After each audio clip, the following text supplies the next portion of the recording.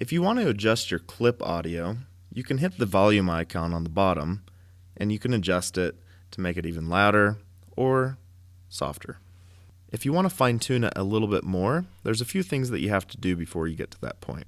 The button on the far right next to the undo button is the audio button. This allows you to see the audio of your clips. You can't really work with the audio here, so you have to do one other thing. If you go back to the Actions tab, you can hit Detach Audio. What Detach Audio does is it detaches the audio from your clip so that you can work with the clip and the audio independently of each other.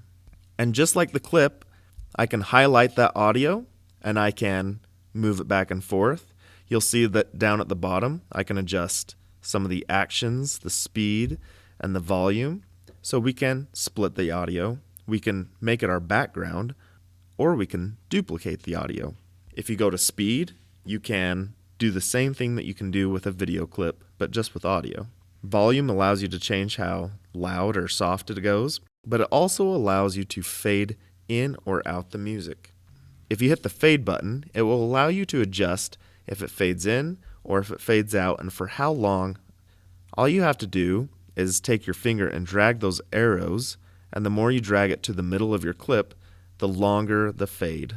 And when you're done doing that, you can hit trim and you can work with your audio again.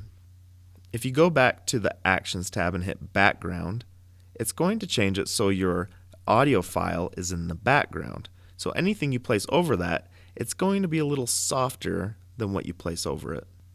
The bad thing about putting it in the background is that you can't move it around once you've made it background. It always begins at the beginning of your clip. If you want to adjust your audio, make sure that it's not in the background, but change it to foreground.